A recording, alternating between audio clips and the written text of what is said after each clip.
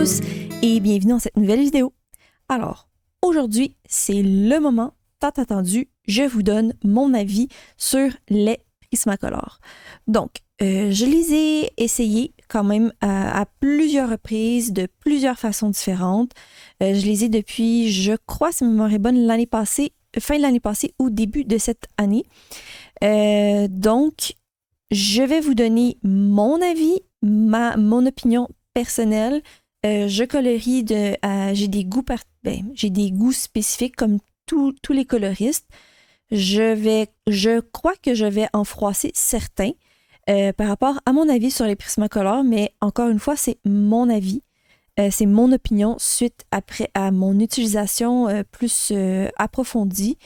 Donc voilà. Après ça, je vous laisse les essayer si jamais vous êtes tenté. Donc, moi, premièrement, sachez que je les avais déjà dans le passé. Je les ai utilisés pendant plusieurs années pour plein de... en fait, quand je rajoutais un petit peu de couleur sur quand je faisais des cartes, quand je fais des cartes, maintenant j'utilise les polychromos. Je les ai utilisés aussi quand je dessinais pour mettre en couleur mes dessins. Je les ai utilisés à plusieurs reprises aussi dans des livres de coloriage pour enfants que j'appelle parce que c'est ça, c'était vraiment pour enfants. Puis je m'en étais séparée parce que j'avais trouvé la boîte de 60 polychromos et ça avait changé ma vie. J'ai décidé de les racheter parce qu'il y avait une très belle promotion pour les 150 couleurs des Prismacolor. Donc, j'ai retenté ma chance pour les Prismacolor, voire après un petit peu plus d'années de coloriage, vu que je coloriais pas tant que ça non plus avec les Prismacolor. J'ai colorié quand même plusieurs années avec mes polis avant d'investir dans les Prismacolor. Donc, je vais commencer avec le prix. C'est sûr que nous, ici au Canada, le prix des Prismacolor est vraiment beaucoup plus accessible que je sais qu'en France, et c'est beaucoup moins accessible, les Prismacolor. Pour nous, c'est quand même une gamme qu'on retrouve facilement, que ce soit sur Amazon, que ce soit dans les magasins. Je sais qu'on en a facilement. Quoique là, je sais qu'à l'unité, je crois que c'est rendu plus difficile à les retrouver. Là, je le sais pas, là, j'ai pas évalué, j'ai pas eu besoin de m'en acheter d'autres des Prismacolor à l'unité. Mais sachez que c'est une gamme où est-ce que vous pouvez acheter des crayons à l'unité. Moi, je trouve que c'est, pour moi, quand j'achète une gamme, c'est quand même important de pouvoir être en mesure de se procurer, surtout s'en procurer d'autres, surtout une gamme de 150 couleurs. Je veux pas avoir à racheter une boîte de 150 à chaque fois que je veux me procurer, à chaque fois qu'un crayon se termine, en fait. Donc, voilà. On va commencer par le nuancier. Après ça, je vais parler d'autres choses. Donc, pour le nuancier. Désolée de l'apparence, là, il a pris l'eau, mais bon, c'est pas très grave. On voit bien les couleurs. Je trouve que pour les 150 couleurs qu'on a, il y a vraiment des très belles couleurs qui sont quand même très uniques à Prismacolor. Quand on regarde ici les vieux roses, je les trouve très jolis. Oui, je viens de dire que je trouve jolis des roses. Il y a des bleus ici qu'on ne retrouve pas non plus ailleurs. Certains verts comme ça ici. Ah oui, j'aime beaucoup la gamme de gris. On a 3 gris, donc on a le gris français, le gris froid et le gris chaud. Moi qui adore les gris, je trouve que c'est vraiment très bien. Et ces couleurs-là ici, je les aime beaucoup. Pour ce qui est du reste, je trouve que j'aime beaucoup ce bleu-là aussi, le slate gray, je le trouve pas ailleurs. Pour ce qui est du reste, je trouve personnellement que je peux retrouver ces mêmes couleurs-là chez Polychromos et même chez Lightfast. Que ce soit par exemple les peach ici, Light Peach, Nectar, je retrouve la même chose chez Poly. Il y a plusieurs bleus ici qui me semblent assez similaires au Poly. D'ailleurs, parlant des bleus, je trouve pas nécessairement qu'on a beaucoup de choix. Je m'attendais à avoir un petit peu plus de choix dans des bleus indigo. Je trouve pas qu'on en a beaucoup. les verts me semblent plutôt peu, en fait, au niveau de je sais pas, pour les dégradés et tout. Bref, ça me convient moins. Vous le savez que les polis sont un petit peu moins pigmentés niveau vibrance de couleur. Moi, je trouve... Ben, vous le savez. Moi, je trouve que les polis sont très bien pigmentés puis qu'on peut faire vraiment des belles choses. Vous le savez, j'ai un billet pour les polychromos. Mais les Prismacolor, vous avez des couleurs très vibrantes. Ça, on va donner ça à Prismacolor. Ils ont des couleurs très vibrantes. Après ça, niveau couleur foncée, je trouve que on retrouve pas vraiment des couleurs très, très foncées. Par exemple, si on regarde le bleu indigo, je ne trouve pas que ce bleu indigo-là vaut le même bleu que les polychromos. Là, ça va être difficile à faire la différence, mais je trouve que le bleu des polychromos est vraiment plus bleu que le bleu des Prismacolor. Puis c'est à peu près la même chose pour beaucoup de couleurs foncées qui se retrouvent chez Polychromos. C'est sûr que là, si on parle des Lightfast, les Lightfast, ils ont vraiment beaucoup de couleurs foncées. Donc, il y a ça qui m'a pas vraiment, je vais dire, impressionné dans le nuancier. Mais c'est un très beau nuancier pour 150 couleurs. On a des très belles couleurs pâles. Donc, il y a ça. Là, demandez-moi pas pourquoi j'ai pas cette couleur-là. Je sais pas, il était pas dans ma boîte de 150. Ils m'ont donné je crois que c'est deux Colorless Blender. Donc, bon, c'est pas très grave. Donc, voilà. J'aime quand même, somme toute, le nuancier, considérant les nouvelles couleurs qui s'ajoutent là, à ma gamme de couleurs. Sachez que j'ai un amour pour le Prismacolor blanc, c'est sûr, parce que dans la boîte des Polychromos, le poly blanc ne vaut pas le blanc des Prismacolor, ça c'est certain. Vous ne pouvez pas faire les mêmes effets qu'avec le blanc du Prismacolor. C'est pour ça que j'aime bien que le blanc du Prismacolor, on peut les trouver en paquet. Moi, je les achète en paquet. Donc, j'en ai plusieurs, mais on peut les trouver aussi à l'unité quand même assez facilement. Donc, voilà. Ça, c'était pour le nuancier. Donc, je suis mitigée par le nuancier. Je m'attendais, peut-être parce que j'avais des grosses attentes, je m'attendais à être plus épatée par le nuancier. Mais bon, il peut faire vraiment très bien le travail. Je sais qu'il y a des gens qui font vraiment des merveilles avec ça. De toute façon, c'est 150 couleurs, c'est en masse pour faire tout ce qu'on veut. Donc ça, c'est la question du nuancier. Donc, maintenant, je veux discuter de la qualité du crayon. Là, j'ai des Polychromos qui sont ici et j'ai des Prismacolor. Pour moi, je trouve que les Prismacolor sont vraiment de moins belle qualité pour un crayon qui est supposément un crayon artiste. Ils ont déjà eu des crayons de qualité supérieure avant qu'ils changent leur production, puis là, ça fait plusieurs années déjà. Je trouve que le contrôle qualité des Prismacolor n'est pas du tout là, puis j'ai des exemples qui sont spécifiquement dans ma boîte. Moi, c'est ce que j'avais aussi eu comme problème dans mon ancienne boîte de Prismacolor. Je pense que j'en avais une 50aine de crayons. Je me rappelle plus trop combien j'en avais. Mais pour moi, c'est un irritant et je trouve ça vraiment dommage qu'on paye quand même pour une qualité artiste, puis il n'y a pas de contrôle qualité. Est-ce que ça change la qualité du crayon pour l'utilisation? Non, mais pour moi, c'est un irritant, sachez-le. Je trouve que Polychromos, au niveau de la qualité du crayon, on est vraiment dans un crayon qui est beaucoup plus qualitatif au niveau de la grosseur du crayon, le poids, la qualité qui a été faite. Il y a vraiment un soin qui est donné dans ces crayons-là. Encore une fois, vous le savez, je compare avec mes crayons que j'aime le plus, mais je trouve que c'est important à le dire. Le problème avec les Prismacolor, c'est que il y en a plusieurs qui viennent avec des mines, en fait, décentrées. Là, je vous montre des exemples ici. J'en ai plusieurs dans ma boîte que les mines sont décentrées, alors qu'ici, c'est centré. Sachez que quand c'est décentré, ça peut rendre votre crayon plus difficile, rendre la mine, en fait, aiguisée, plus difficile. Ça se peut qu'il y en a qui rencontrent pas de problème, puis que, bon, tu sais, comme là, moi, je vous donne mon expérience personnelle. Il y a des crayons que j'ai perdus parce que à chaque fois que j'aiguisais, je l'utilisais 2 fois, la mine brisait. Puis c'était, entre autres, parce que le core, je ne sais pas comment dire en français, là, mais toute la mine ici était décentrée. Donc, pour moi, c'est un irritant, surtout au prix qu'on les paye. Et aussi, il y en a qui viennent comme ça, cassés, brisés. Là, je vous montre rapidement ce que j'ai regardé dans ma trousse, mais j'en ai plusieurs qui viennent comme ça, cassés. Je trouve ça, honnêtement, pour un crayon artiste, je trouve pas ça très acceptable.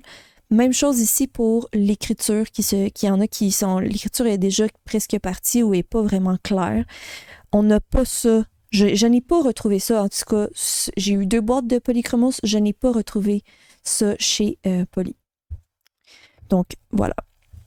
Pour ce qui est après ça de la qualité du crayon, pour l'utilisation, là, j'ai pas de problème. Là, c'est quand même un crayon à la cire qui est vraiment très bien puis qui se vaut. Je vais y revenir.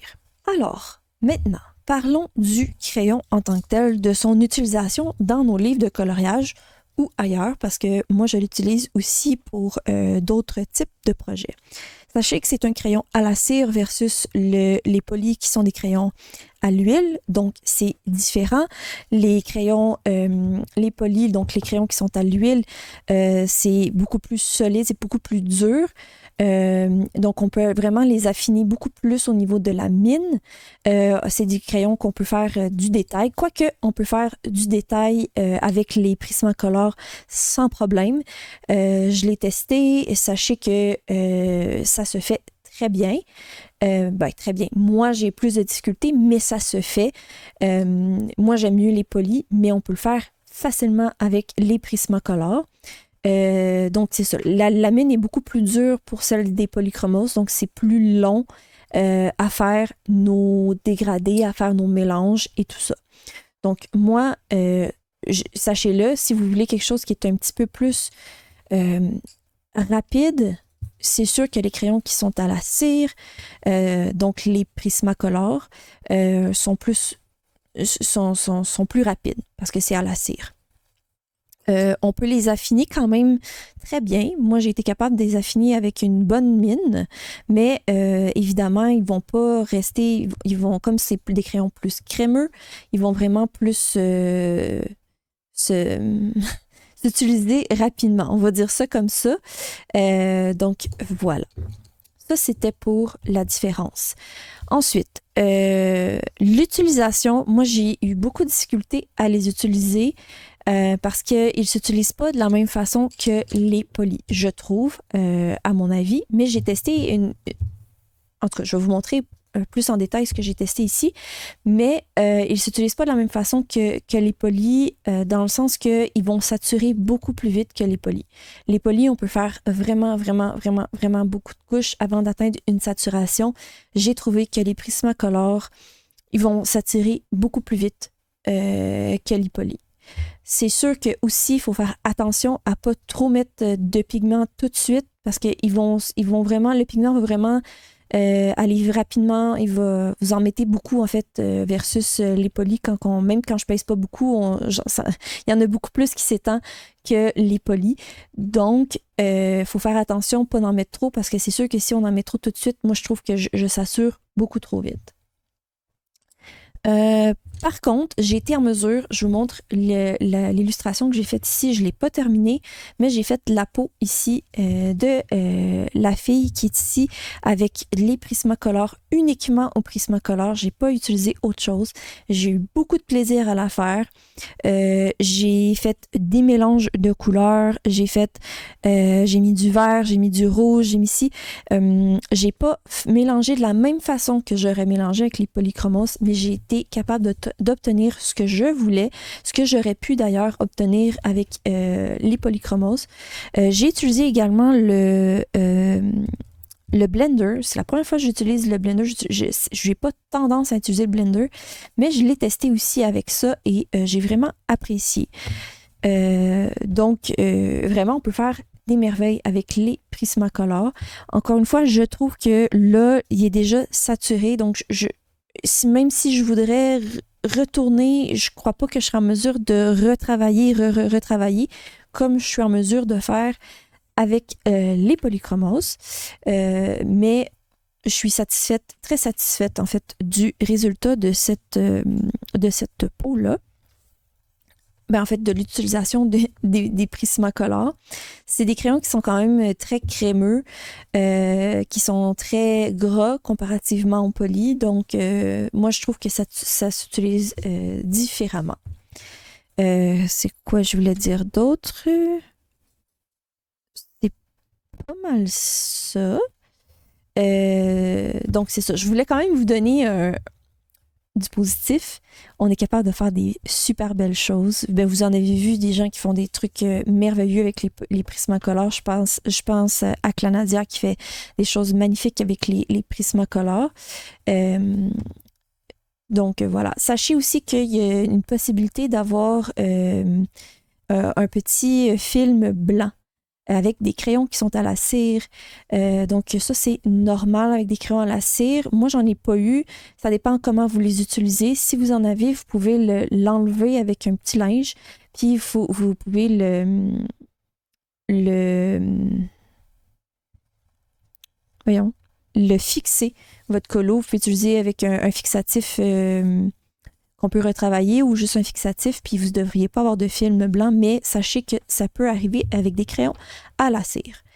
Moi, comme je vous dis, j'ai pas eu ce problème-là. Je l'ai déjà eu par le passé quand je les ai utilisés pour la première fois, mais là, je pense que ma technique a évolué et j'ai pas eu ce problème-là en ce moment.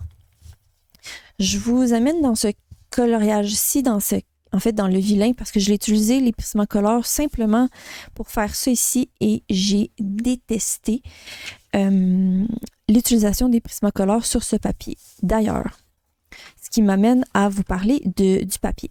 J'entends beaucoup, un peu partout, que les Prismacolor sont les crayons qui sont le plus versatiles sur différents papiers.